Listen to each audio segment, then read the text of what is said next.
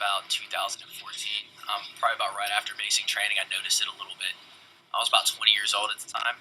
Now I'm 25, and it's been pretty consistent since about 2014. What's going on, guys? Welcome back to another video. It's been a while. As you see in that little clip then, this video is all about the biggest cause of injuries, or the biggest issue when it comes to military personnel, and that is a weak core. So this video we're going to touch on core training, improve your core, and why it is the biggest cause of injuries within the military. But this is a new website. This is a project we've been working on a long time in the background. We've teamed up with a lot of professionals within the fitness and military fitness industry. So we've teamed up with a lot of US Rangers, US Marines, Special Forces, French Foreign Legions, German Special Forces. We've all come together and basically created the Military Preparation Academy. And this is pretty much a place where you can come and prepare for the military, whatever military it is you're looking to join. We've got it for you. So we got here a 12-week Rangers School fitness program, improve your pull-ups, couple of specialized training programs, also got custom running programs, etc. So this is just something that's just been launched, so please check that out by clicking on the link in the description box below. But let's get into this video. Please also like and subscribe to this channel if you haven't already. Plenty more of these videos coming soon, so make sure you are subscribed for this. But as you can see here, the core, it's not just what you think it is. People think core as abs, and the core is completely different. Abs are the muscles you see when people are low body fat. You see the abs. The core is even deeper. As you can see here, it's the whole front of the body and the lower back and glutes. So if a lot of people say they have lower back pain and stuff like that, it could be either tight glutes or hamstrings, or a lot of the time it is weak core. So whenever someone comes to me with lower back pain, I always get them doing core exercises, try and strengthen that core up first, see how that improves. Once their core is strong enough to support their body and do other functional movements and tasks, I then look at the glutes and hamstrings, stretching them, so getting the hamstrings more flexible, and then also trying to get those glutes switched on and working also, and see how that improves the lower back pain. A lot of people go to the doctors. I've had a lot of clients go to doctors complaining with back pain, and the doctors have sent them for surgery.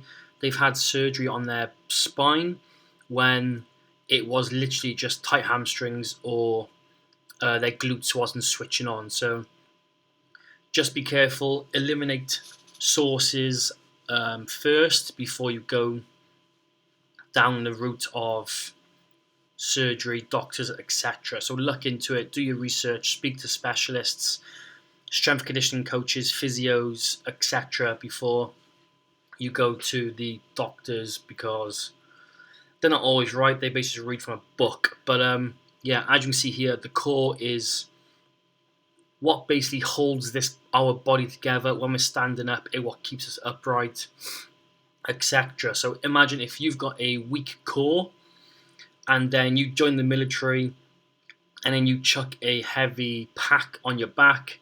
If you're in America, a ruck, you go rucking, say 12K. If you got a weak core and that core basically fatigues and ain't able to hold that weight anymore, then basically your spine and other joints will start taking over and supporting that load. So that's what we try and do. Even when it comes to running, if you add weight onto the body, start running, stuff like that, and you've got a weak core, then that's where the skeleton takes a lot of the brunt of the work. So yeah, that's why, like I said, that's why we need a strong core, because especially in the military, when we do start chucking heavy loads on our back, walking, running, etc., uphill, downhill, on uneven ground, then it's pretty demanding on the body, and the core is going to take a lot of work from that movement. Because if you think about it, if you're carrying heavy load, you're carrying up a hill over uneven ground, you'll be doing a lot of single leg step ups with the weight on one leg. So just something to take into consideration when training. So we're going to touch on a couple of exercises you can include into your training if you ain't already, to start working on that core already. So first one is a plank, as you can see here. If you are training for the Marines, Royal Marines, the plank is in the pre-joining fitness test, so you should be pretty familiar with this, and you should be incorporating it already into your training. Also, the US Marines have also started incorporating it into their fitness tests as well. They've removed crunches and they've basically replaced it with planks. So the military is starting to get on top of this now, injury prevention, and they're starting to make changes, which is good to see. So yeah, the first one is plank hold. So at the end, I'll go over how to incorporate this into your training after we touch on a couple of exercises. So this one is plank marches. So again, you start in the top of the push-up position. So this is a good way to work on that core strength, also that arm strength as well, which will carry over to the push-ups. But you're in the top of a push-up position, you then go down to, you're on the floor, and then you go back up to the top of the push-up position.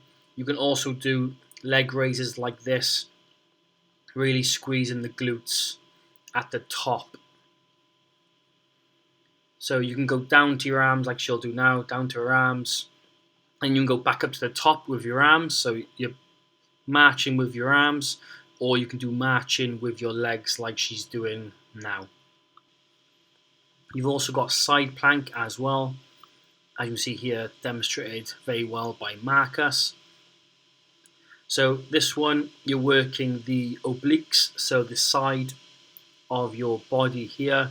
So when it comes to like bending side to side, twisting, etc., your obliques do most of the work. So side plank is a good one. Also make sure you do both sides, not just one side.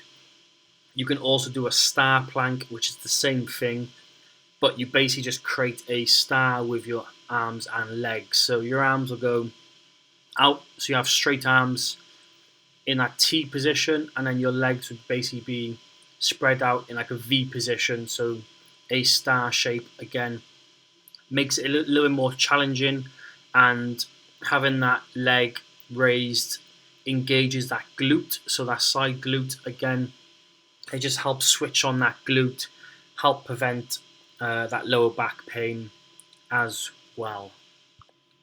So the farmer's carry, slightly different. If you use a gym, then this is something you can utilize in your training, in your warm-ups, etc., to work those obliques even more. So just like a star plank, side plank, like I said, this is the similar thing, just weighted this time. Again, if you don't train in the gym, you can do the same thing by carrying like a bucket full of water. So if you've got a bucket in your garden, fill it full of water, and you can walk back and forth the garden really slowly. Again, just doing this. And you can incorporate this into your warm-ups as well, which I'll touch on at the end of this video. This next one is plank reach. So you're in that plank position and you're pretty much just going to reach out in front and back down. So again, this one, like I said, it's just that rotation. You're still in that plank position, engaging that core, squeezing the glutes together. This time we're working more on the shoulder stability. So you're basically putting all your weight onto one shoulder, reaching out in front, back down, switching the side. So you're just changing the weight, shifting the weight side to side, which is going to start including your shoulder health as well. So you're not only building core strength and injury prevention in the lower back, but now you're also including shoulder injury as well. So injury prevention within the shoulder blades, etc. So another great one to incorporate into your training. So now we're going to look at how to incorporate it into your training going forward. So if you do follow our training programs, or you have followed our training programs, you'll see a lot of days will have core work at the end. So you'll have some kind of body weight or strength work to start with. You'll have a conditioning piece, and then we'll have some core work before a cool down. So we incorporate a lot of core work into our training programs. If you are short on time and you can only do the strength and conditioning, that's completely fine. Another way you can incorporate core into your training is putting it into warm-ups. So as a warm-up, say for example, you can do a 10-minute warm-up. You could do like a easy jog. So it could be like a 30-second jog, or it could be a 100-meter jog, whatever you choose. You could go into like walking lunges, hamstring stretches, whatever it is, doing like some kind of exercise, and then you can put a plank in there, so like a 30-second plank, a 30-second side plank, etc. Then you could go into like inchworms or some other exercise, and then back into an easy run and stuff like that. So just playing around with the warm-ups. We do include warm-ups in our programming as well, and the warm-ups also include core work. So like I said, we incorporate core work into our warm-ups because it's a good way to engage muscles. Like I said, side plank, it basically uses the glutes, so those glutes get switched on. Even in the plank, those glutes get switched on, especially if we've got a running session coming up next, or the session is running focused. Then we want to try and get that core engaged, those glutes switched on.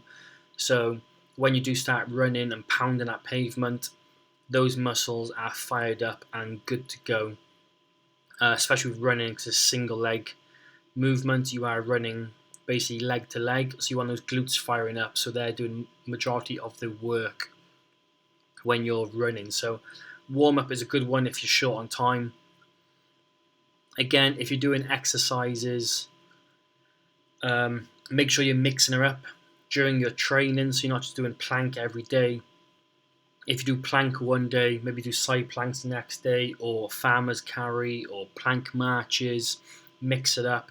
Chuck in some V sit-ups, crunches, I'll sit hold, so hanging I'll sit hold, I'll sit pull-ups, sit-ups, whatever it is. You can do ab circuits, so you don't have to just do like a max plank hold. You can put a plank hold in the middle of a circuit, etc. So just play around with your training when it comes to doing stuff. So warm-ups, cool-downs, or put it into your sessions if you want to, if you're running short on time. And then time-wise, plank, you want to mix, like I said, or core exercises, mix it up. Don't always just do max effort hold. So you can do something like a Tabata, so 8 sets, 20 seconds on, 10 seconds off. So you could do side plank, 10 seconds on the left, or 20 seconds on the left, 10 seconds rest. 20 seconds on the right, rest, left, right, until you do 8 sets each side, or 4 each side to start with, and progress. Stuff like that. So just mix it up. You can do a time frame. You can do for plank. It's hard to do for reps, but if you're doing like leg raises, crunches, V-sits, then obviously you can do them for reps. But plank holds, if it's any kind of holding or carrying, do it for a time frame or distance, stuff like that. So obviously just play around with that, see how it goes. If you do have any questions, then obviously please drop us a message, chuck it in the comments. We'll try and get back to you as quick as possible. If you are looking for a program to prepare you for the military, then check out our program, get signed up today, and work with one of our coaches personally. But again, thanks for watching, and don't forget to hit that like button and subscribe if you haven't already.